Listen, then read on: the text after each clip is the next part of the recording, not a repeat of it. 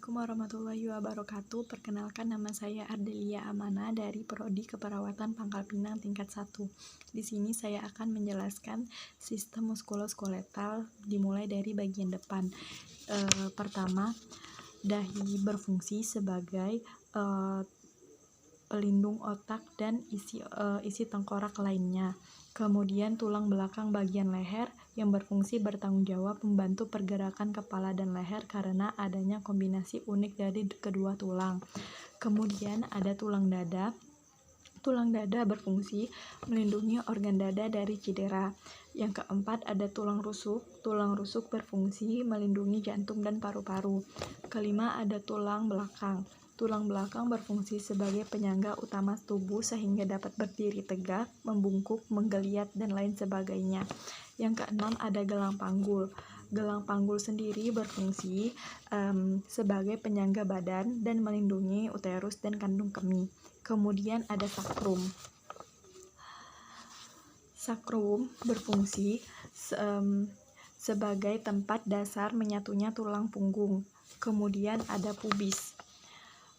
Pubis sendiri berfungsi sebagai pelindung organ reproduksi dari kemungkinan benturan. Kemudian yang kesembilan ada simfisis pubis.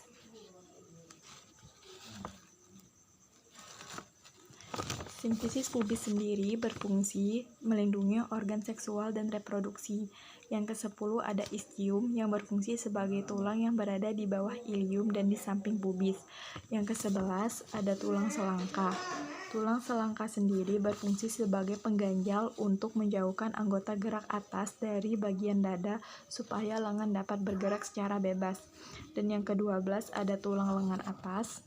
Tulang lengan atas berfungsi sebagai tempat melekatnya 13 otot dan ligamen yang menggerakkan tangan dan siku. Sedangkan yang ke-13 adalah tulang pengumpil. Tulang pengumpil sendiri berfungsi sebagai penyusun kerangka lengan bawah sehingga bagian dari kerangka alat gerak atas manusia. Kemudian yang ke-14 ada tulang hasta.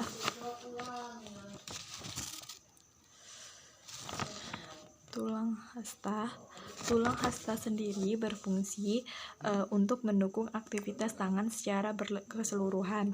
Kemudian ada tulang pergelangan tangan. Tulang pergelangan tangan berfungsi membantu pergerakan jari-jari tangan. Yang ke-16 ada tulang telapak tangan yang berfungsi sebagai penguat dan melekatnya otot yang berada di telapak tangan. Yang ke-17 ada tulang jari tangan yang berfungsi membentuk struktur dan jemari. Ke-18 ada tulang paha berfungsi membantu kaki bergerak dengan lurus dan menekuk ke arah pinggul. Yang ke-19 ada tulang tempurung lutut. Tulang tempurung lutut sendiri berfungsi membungkus dan melindungi sendi lutut. Yang ke-20 ada tulang kering. Tulang kering sendiri berfungsi sebagai penyangga otot yang berada di bagian tungkai kaki manusia. Lalu tulang betis. Tulang betis sendiri berfungsi sebagai penyangga rongga tubuh. Kemudian tulang pergelangan kaki yang berfungsi sebagai penghubung antara tulang tungkai lengan bagian bawah terhadap telapak kaki. Kemudian tulang telapak kaki. Tulang telapak kaki berfungsi sebagai tumpuan bagi tubuh agar memberikan keseimbangan ketika berdiri, berjalan, dan melakukan aktivitas lainnya. Yang terakhir ada tulang jari kaki. Tulang jari kaki juga disebut sebagai palanges dan berfungsi menyangga tubuh saat berdiri. Kemudian saya akan melanjutkan untuk bagian belakang. Yang pertama ada kranium. Kranium berfungsi melindungi otak. Dan yang kedua ada oksipital eksterna. Oksipital eksterna berfungsi sebagai bagian belakang dan bawah tengkorak. Lalu yang ketiga ada atlas. Atlas sendiri berfungsi membantu proses lokomosi atau pergerakan dengan ekstremitas. Dan yang keempat ada sternum. Sternum berfungsi melindungi organ dada dari cedera. Kemudian yang kelima ada ribs. Ribs berfungsi sebagai penguat agar lebih kaku dan tidak mudah bengkak. Kemudian ada floating ribs. Floating ribs sendiri berfungsi melindungi organ penting pada tubuh seperti paru-paru, jantung, dan hati. Kemudian yang ketujuh ada cervical vertebrae, berfungsi bertanggung jawab membantu pergerakan kepala dan leher karena adanya kombinasi unik kedua tulang.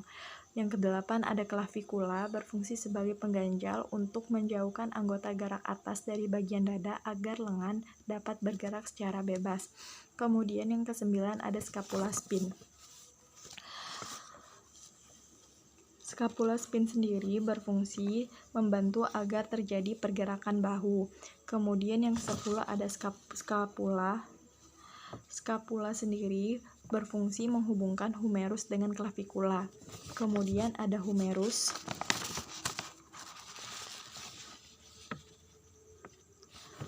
Humerus berfungsi menjadi tempat melekatnya 13 otot dan ligamen yang menggerakkan tangan dan siku. Kemudian yang ke-12 ada radius. Radius sendiri berfungsi sebagai tulang lengan bawah yang menghubungkan bagian siku dengan tangan di sisi ibu jari. Ke-13 ada ulna. Ulna berfungsi untuk mendukung aktivitas tangan secara keseluruhan. Ke-14 ada ilium.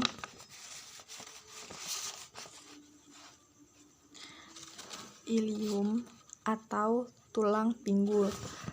Ilium sendiri berfungsi menyokong berat badan dan postur tubuh.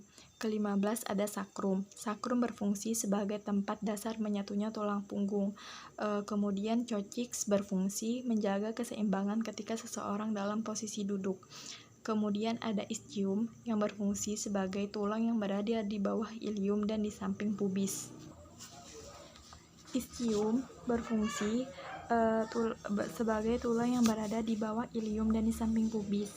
Kemudian ada simfisis pubis, berfungsi saat melahirkan dan menjadi lebih fleksibel sehingga kepala bayi bisa lewat persalinan. Ke-19 ada tulang telapak tangan yang berfungsi sebagai penghubung antara pergelangan tangan dengan tulang jari sehingga membentuk telapak tangan yang utuh.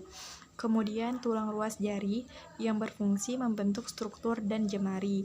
Kemudian ada femur atau tulang paha yang berfungsi menghubungkan bagian pinggul dengan lutut.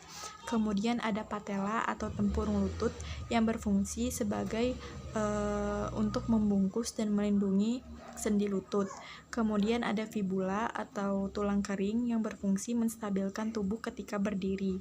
Dan kemudian ada tibia atau tulang betis yang berfungsi saat bergerak, berjalan hingga berlari.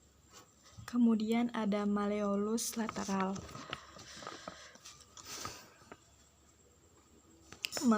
Malleolus lateral sendiri berfungsi sebagai katrol untuk tendon peroneus longus. Kemudian ada phalanges atau tulang jari kaki yang berfungsi membentuk struktur pada jemari.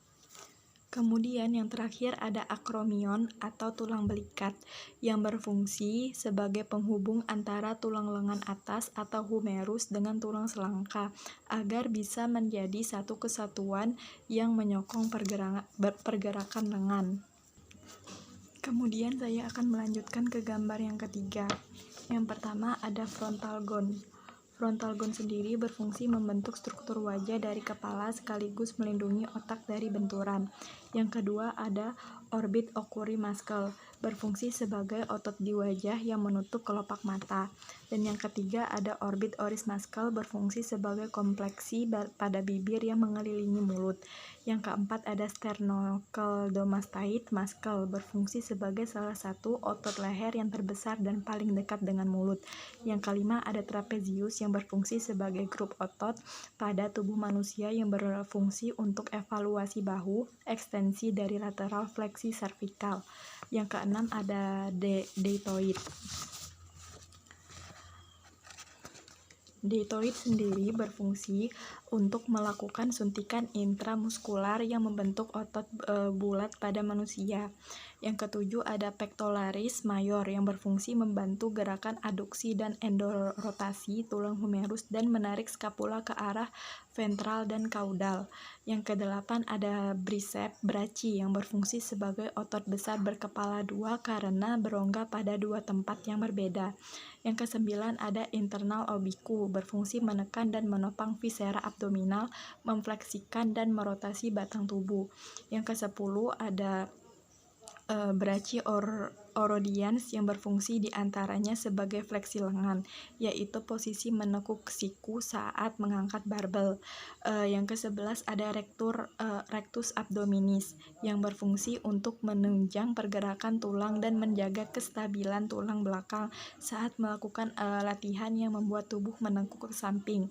Yang ke-12 ada hipsos yang berfungsi pada posisi yang bergabung dengan otot iliacus. Kedua otot berpisah di perut tetapi biasanya menyatu di paha. Factus lateralis berfungsi sebagai bagian terbesar dan terkuat dari paha depan femoris, sebuah otot di paha. Kemudian ada factus medalis muscle yang berfungsi sebagai ekstensor persendian lutut. Dan yang terakhir ada peroneus longua muscle yang bertindak untuk membalikan dan plantar flex pergelangan kaki. Kemudian saya akan melanjutkan pada gambar bagian yang keempat. Yang pertama ada occipital frontalis yang berfungsi mengatur kerjasama antar otot, mengendalikan keseimbangan dan menjaga postur tubuh. Dan yang kedua ada triceps muscle yang berfungsi sebagai otot besar berkepala dua karena berongga pada dua tempat yang berbeda. Gluteus sendiri merupakan fungsi dalam menjaga keselarasan panggul ketika melakukan gerakan melompat, mendarat, menendang, dan lain sebagainya. Kemudian ada semitendinous muscle. Semitendinous muscle sendiri berfungsi sebagai yang paling medial dari tiga otot hamstring. Kemudian ada biceps femoris muscle yang berfungsi otot paha yang terletak di bagian posterior atau punggung. Kemudian ada gastrocnemius muscle yang berfungsi saat plantar fleksi pada ankle dan supinasi pedis. Kemudian yang kedelapan ada soleus muscle berfungsi secara bersama-sama soku, gastrocnemius, dan plantaris sebagai plantar flexor yang kuat pada sendi pergelangan kaki. Kemudian yang kesembilan ada trapezius muscle yang berfungsi menahan gerakan bahu dan lengan agar tidak jatuh dan untuk gerakan slide fleksi kepala otot trapezius upper terlibat. Kemudian ada deltoid yang berfungsi sebagai otot yang membentuk struktur bulat pada bahu manusia dan sering digunakan untuk melakukan suntik intramuskular. Kemudian ada intraspinatus yang berfungsi pada sendi bahu untuk melakukan rotasi keluar dan abduksi bahu pada daerah skapula. Kemudian ada latissimus dorsi muscle yang berfungsi sebagai otot besar di bagian punggung atas yang membantu gerakan tangan.